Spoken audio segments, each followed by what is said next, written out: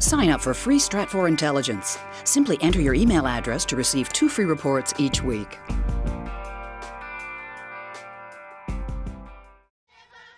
On July 9th, the government of Southern Sudan will declare its independence from the rest of Sudan.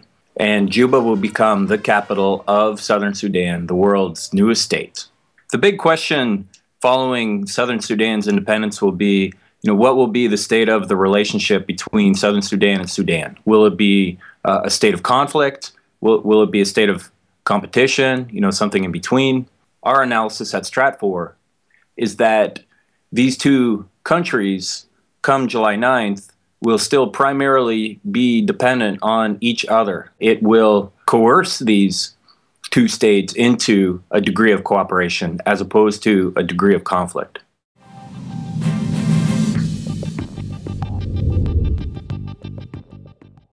After many years of conflict and civil war and negotiations, Southern Sudan will achieve its independence, and this comes at the conclusion of a comprehensive peace agreement that was reached back in 2005. Now, these two countries still have a lot of hard work ahead. And the primary issues, or the fundamental issues that the two need to negotiate and have not been resolved, are in the areas of revenue sharing over the country's oil resources, as well as in debt that Sudan has incurred as a single country to this point. And there has been plenty of talk on those subjects, plenty of discussions to this point, but no resolutions. Now, in terms of oil, the country produces approximately 500,000 barrels of oil per day, most of it being exported to countries such as China. About 3/4 of the oil that is pumped from Sudan actually comes from Southern Sudan. So come July 9th, Southern Sudan will want to declare that it has sovereign ownership over those oil fields, as opposed to Sudan, the government in the north. On the other hand, Juba and Khartoum still need to cooperate extensively due to the single fact that there's only one way to get that oil to market as of right now, and that is through pipelines that travel territory in northern Sudan. And so in the short term, Khartoum still holds some significant leverage in its dealings with the new state of Southern Sudan. It might have to go down the road of a model where Khartoum only receives transit fees paid to it from Juba after Juba receives payment for the oil that it sells to its customers elsewhere. But as it stands, those negotiations are not resolved and will only resume after July 9th.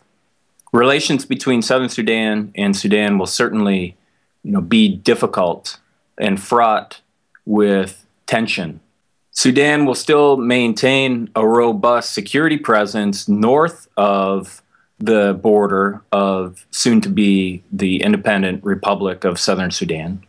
And this robust military presence will be to ensure that Sudan doesn't lose any additional territory, such as the autonomous region of Abyei or lands in the southern Kordofan or in the Darfur regions, other regions that are also contested by sub-national actors in that country.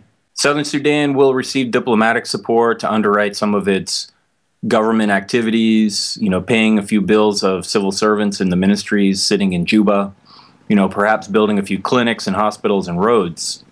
But when it comes down to actually building a new state and coming up with sovereign resources to establish a viable independent state, Juba needs control over those oil resources to do that.